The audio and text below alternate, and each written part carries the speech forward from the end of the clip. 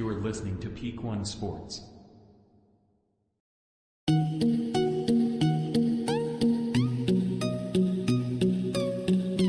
What's going on, everybody? Thank you for listening to this episode of the Sports Page on the Peak One Sports Network. I'm Ashton Nix. That's Chris Robb, here to bring you local DFW sports news this week, and it's a lot of news, a lot of big storylines. First of all, what's going on, Chris? Oh, nothing much. Just been on the run. You're trying to, get everything taken care of with school, and then, heading back to Dallas tonight. So, just been on the run, but I've been good. Been trying to, stay up on everything, trying to catch up on everything. So, how about you? Been all right? Just keeping up with all this stuff. Cowboys, Rangers, doing Friday night football stuff. It's yeah, it is a lot. And real quick before we get into all of that, this episode is brought to you by Betalytics. Guys, we've been telling you for a while, if you listen to any shows on the Peak One Sports Network, don't bet with your gut. Use Betalytics. They have the top graded best bets, hottest trends using that AI algorithms. Make sure you use promo code PEAK1 for 25% off when you sign up today. Go to Betalytics.com to start betting smarter. The ALCS is going on right now. I know we talked last week. We were hoping we'd still be talking about the playoffs. I think the Rangers were up 2-0 on Baltimore. Now they're up 2-0 on Houston. Big game 3 today, about to start. They're getting ready for game 3 right now. But let's go back to game 2. Nathan Eovaldi just pitches a gem. Yeah.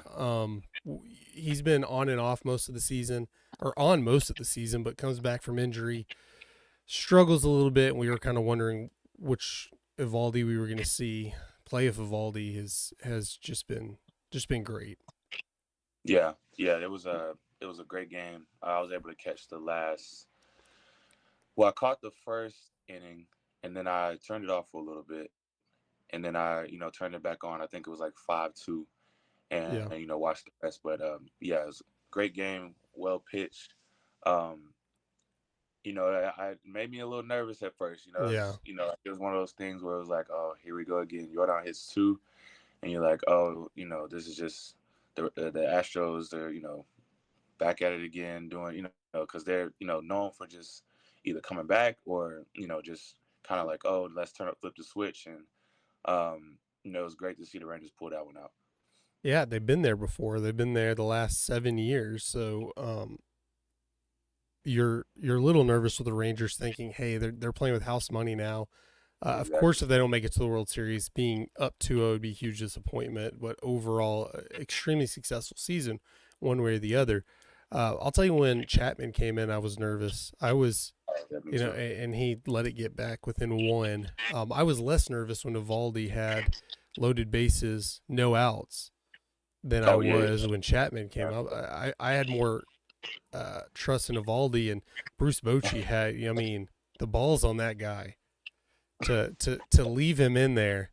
And I'm thinking, oh my gosh, it's just, I don't know. I don't know if this is the right decision. It proves to be the right decision. And then bringing Leclerc in again with 4 outs left to go to clean that game up. And then even to the start of the 9th inning, I thought, like, maybe, okay, Leclerc's been pitching. He's pitched every single game in the playoffs so far, and I thought, okay, he's tired, but Bochy left him in, and it turned out to be a great decision. Yeah, and I think that game, especially with Nathan, I think that's going to be a big turning point for him. I think getting out of that jam, and that's just a huge confidence booster against the defending champs. They've been there 7 straight years. That was a big turning point, I think, for him. I think he'll continue to progress, moving on throughout the series. Hopefully, this is a big game tonight. I'm trying to. They're about to go to first pitch right now, if I'm not mistaken. All right.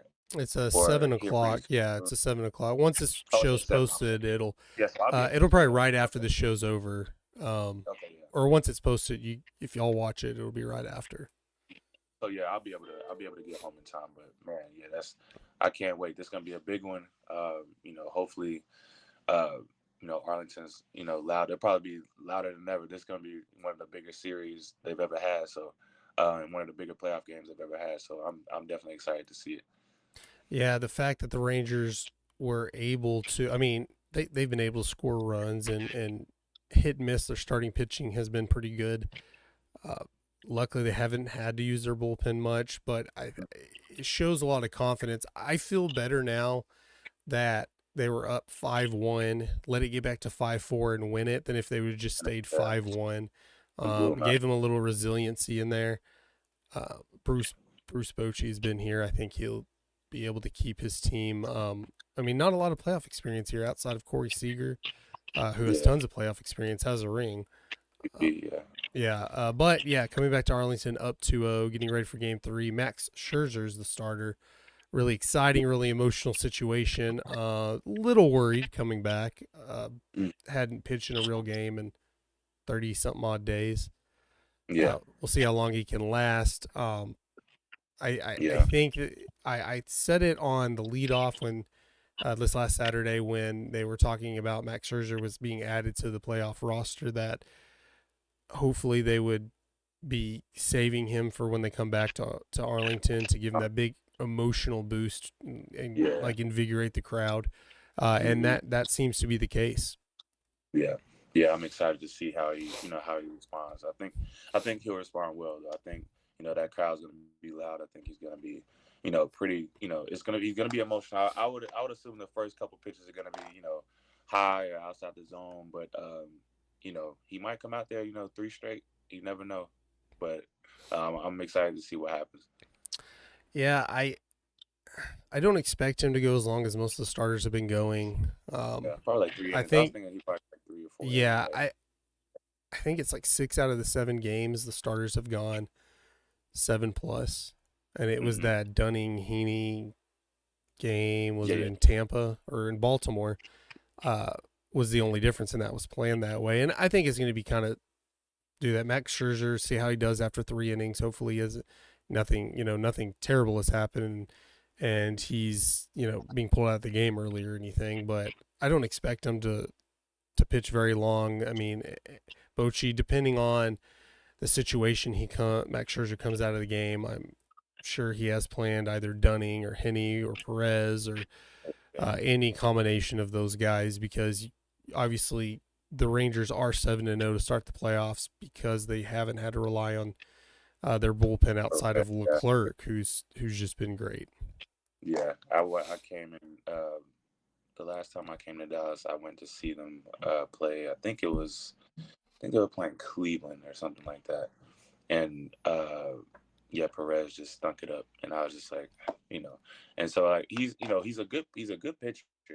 He just kind of has his ups and downs, and I just hopefully when he gets into that spot, if he's called on or when he's called on, I hope he gets back into that that groove that he had early in the year.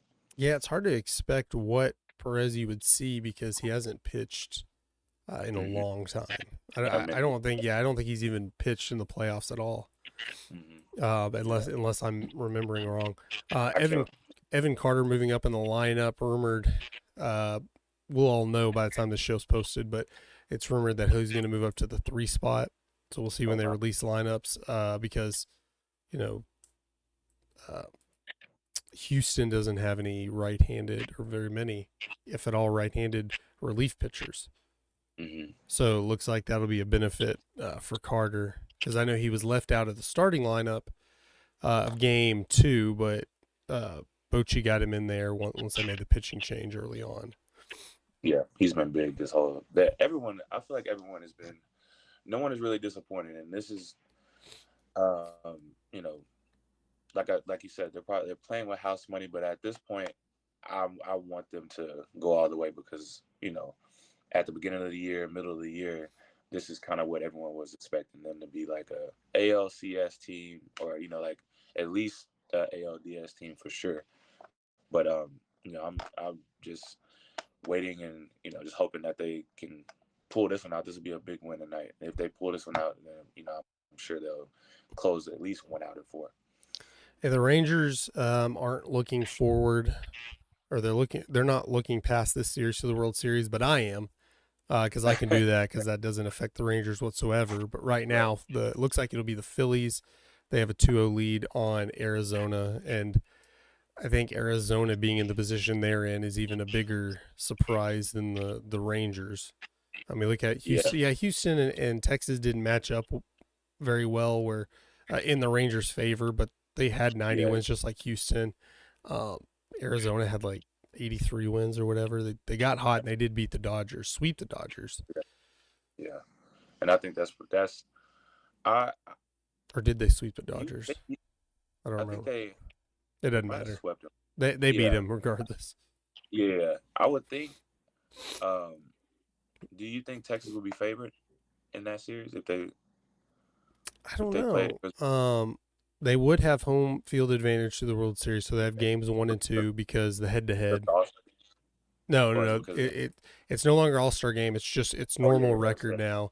Same as the sides of the playoffs. They had the same record as the Phillies, but they swept Philadelphia the opening series of the year. So it would be a tiebreaker, and by default they would have home field advantage. Regardless, so if it was Arizona, they have a better record than Arizona. Yeah. It's not All-Star break anymore. So yeah, I don't know. Against Philadelphia, I think Philadelphia is so hot, and they were obviously went to the World Series last year. I think Philadelphia would be favored. Yeah. Yeah. As great as the fans have been for, I guess, just one home game in the playoffs, they were fantastic. I don't think the home field advantage would be enough to make them favorites. Yeah. Because And I think going to Philly might have the best home field Yeah. advantage in sports. I mean, in baseball. Baseball, it gets crazy up there. So I don't know. We'll see. Yeah, that's a good point. We'll see. But I'm trying. I'm looking too far. I tell myself not to look too far with like the teams that I like. I'd prefer. I guess I'd prefer them to be underdogs. I mean, it's worked well for them so far. Yeah, for sure. I mean, And, they weren't expected to sweep Tampa, to sweep Baltimore, and they definitely weren't expected to be up 2-0 over Houston. So yeah, we'll see. This is an important game, regardless. I know. I mean, they have plenty of chances to win. Just have to win 2 before they lose 4. But if they win, it'll analytically put their odds like 98%. Yeah, something crazy. I still think Boston coming back, and what is it, 04? Yeah, is the only time you've ever seen a team down 3-0 come back in baseball. Mm-hmm. Yeah. So we'll see. Hopefully, and then I think it was just the Rangers are the 6th team ever to start 7-0. Yeah, in playoff history. I meant to look that up before the show. I was trying to figure out who has the longest win streak to start the playoffs. I want to say I heard it was the Kansas City Royals. I don't remember, maybe 9, but it was the year they won the World Series. And Houston last year, I don't know if they won 7. They won 6. I know that was a big storyline, and they ended up winning the World Series. So recent history, it's been good. Yeah. For teams that have started out sweeping the first few series, and of course, the Rangers have won 7. Not to take away from it, but they had that extra series, which Houston did last year, but Kansas City didn't have that benefit. If Kansas City wins, 9 in a row, I mean, they're more than likely going to win the World Series because that 9 games goes into the World Series. But great. I would obviously feel better up 3-0 than 2-1, but I'm not going to be pessimistic if they lose this game. I'm thinking, crap, here we go. You just let Houston right back in it. But yeah, you got the next 3 days. I think it's three in a row. But the next 3 games, Wednesday, Thursday, Friday, 3 games in Arlington. Friday, if necessary. I'd prefer not to have to play Friday, but we'll see how that goes. So yeah, you just have to win 2 of the next 3, and if you don't, you go back to Houston and try to win 1. Yeah, it's gonna be but they've done it all year. So let's just hope they close it out in the next 3. That's it. Yeah. Monday Night Football right after. I mean, this was good. I think it was probably playing this way NFL and Jerry Jones had a lot to do with it, where the Rangers played the day game, which is why you caught the end of Yeah, I it. think that. Yeah, I think It that's was like exactly what. a 3 o'clock pitch, which was great, I think, for a lot of North Texas sports fans, where you watch the Rangers win, get about a 30-minute break, and then the Cowboys start playing. It took me a while to get into this game because obviously everyone's down on the Cowboys. Terrible loss, San Francisco. Sunday Night Football a couple weeks ago. Yeah, And it was a slow start. They let the Chargers get into it. I just really wasn't, had that. I never had that tense feeling in this game up until the end that I yeah, normally do for Cowboys games, even though it was close. I think because you had it for the Rangers game, and then I almost thought if the Cowboys lose, it's okay. it's all good. Yeah, I never If felt you that way. told me before the day you get to pick one team to win, of course you're going to pick the Rangers to win Yeah, game two. Luckily, the Cowboys pulled it out and won, but I wasn't really tense up until the end. A lot of penalties. I think yeah, I can't think of a lot of mistakes. The defense didn't play very well. Maybe the yeah. last two drives. They did good. Yeah, but yeah. I think. I mean, defense played. They played okay. Justin Herbert just missed. He missed a lot of throws Yeah, too. And I have some Chargers fans that are friends, and they were pissed because he had Keenan Allen had 2 wide open touchdowns that he overthrew, and he probably missed a couple more passes that were just yeah. not One hit. sticks out to me that I think it was Bland maybe that he made trip up and he was wide open. It would have been a touchdown. He overthrew him. Yeah, so um, just those things, and then, you know, Micah, they until the end, anyways. They had a really good plan for him as far as just him coming off the blitz, and they were chipping him, and Yeah, they had the double team ready for him pretty much every play except for pretty much the last play where he got a sack, or the second to the last play. yeah. But you know, offense played okay. It was kind of just like a it was like I'm glad they won. It was a solid win, but it was kind of just like you said. I just didn't really have that feeling. It was an ugly game. Yeah, I mean, Dak and CeeDee Lamb are the only two that I can say had a good game. yeah, yeah. Dak 272 throwing touchdown. He had 40 yards rushing, led the team in rushing, had a touchdown. Yeah, CeeDee Lamb 7 receptions, 117 yards. Pollard basically didn't do anything until that one catch when it was like a 60-yard reception. yeah. He broke the tackle, and yeah, Um, that was a great play though. Dak, and it was on third down too. Uh, Down, yeah, Dak and Gallup just weren't on the same page. They finally get on the same page, and Dak just throws a dart to the end zone. Perfect pass, 4 defenders around, right into the arms of Gallup. He did leap up for it, but it was right in his arms, and he dropped it. I think he was, Troy Aikman they said talked about he was he getting was held. held a little bit. It would have been should have been a pass interference. I think the Yeah. Cowboys ended up that was the Did they get a field goal? they That get play? I think it was that last scoring drive where they went up 20-17. Yeah, yeah. I think Because it was Pollard going down the field, and then later in the drive, Dak to Gallup that he dropped, which I guess should have been pass interference. I mean, is what it is. that's probably one of the best balls I've ever seen. Dak throw that was perfect. It was perfect. Yeah. Yeah.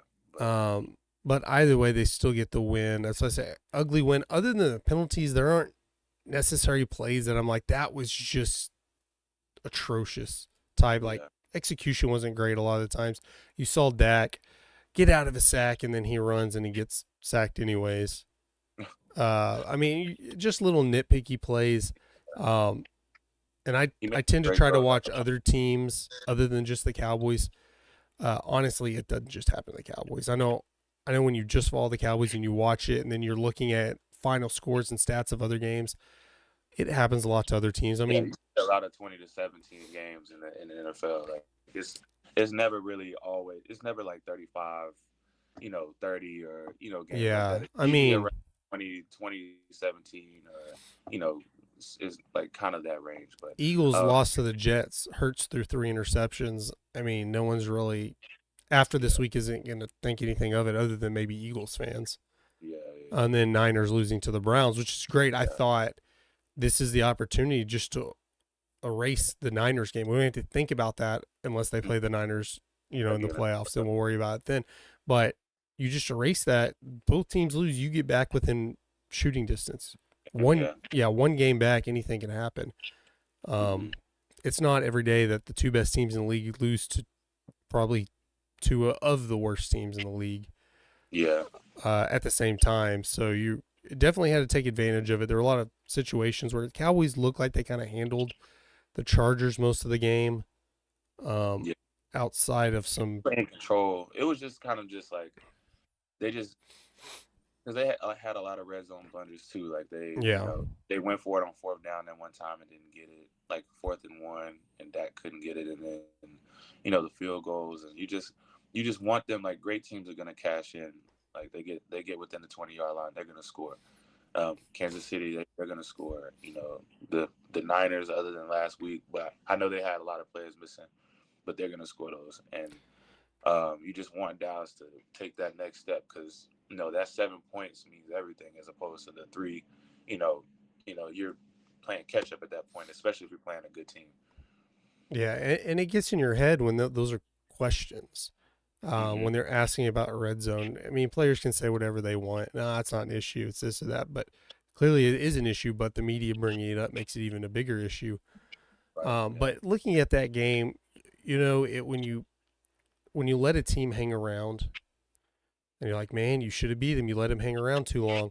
I felt like both the Chargers and the Cowboys should have won that game. The Chargers overthrowing Keenan Allen multiple times, and then a couple of costly penalties. The same with the Cowboys. When I think it was the punt return fumble. When they thought it was a fumble, and then they jump in and touch it, then it's like you're letting the team hang around. But you could look at it on the other side. The Chargers let them hang around, and then they let them be up late. Where for most of the game, Chargers offense didn't. They had their number outside of some penalties and bad throws. Micah Parsons isn't a factor. You hadn't thrown any interceptions, and then back-to-back plays. It's like Parsons gets the sack, then he gets back in your face, and you throw an interception, and game's over. Yeah. So you can look at it both ways. It was just one of those games. I am glad they pulled it out, especially going into a bye week because going in losing 2 straight into a bye week, that's not what you want to do. And perfect timing, really, because now we just get to worry about the Rangers and the ALCS. And then I was kind of looking forward on the Cowboys' schedule to the Eagles if the Rangers did play Philadelphia. But trying to think, I don't know the schedule of the World Series. I don't know if it is Philadelphia, Texas, because it's November 5th is the Cowboys-Eagles game. I don't know if the World Series will go that far, but that'd be pretty interesting because I know Houston and Philadelphia played, the Texans and the Eagles played last year during the World Series. So I thought that would be kind of interesting if that were the case. But their next game's not till the Rams. I think that'd be right in the middle of the World Series. Yeah, I think it's possible. It says the World Series starts on the 27th. So. Oh, yeah. So, if it goes long, 27th, 28th, maybe skip one day or two. Yeah. Ooh, that's going to mess with Halloween. I'm going to have to listen to Eric Nadel in my earpiece. Yeah. Game 3 or 4. Yeah, while we're trick-or-treating. Maybe I'll put a TV in the garage and have the game on for all the dads taking their kids trick-or-treating. Because it might be like, let's take them out early and then come back. I don't know. Yeah, that's funny. But Chris, I know you got to get going, so we'll cut this episode short. We got everything we need going. So, guys, thank you for tuning into this episode of the Lead Off, or excuse me, the Sports Page. I'm on too many I'm on too many shows here, man. You watch the Lead Off too? Yeah, Lead Off Saturday mornings. But thank you for listening to this episode of the Sports Page on the Peak One Sports Network. I guess we'll be talking Rangers again regardless next week, but hopefully it's because they're in the World Series and not playing Game 7 of this or whatever. But until next time, guys, I'm Ashton. All right, I'm Chris. See you guys. See you.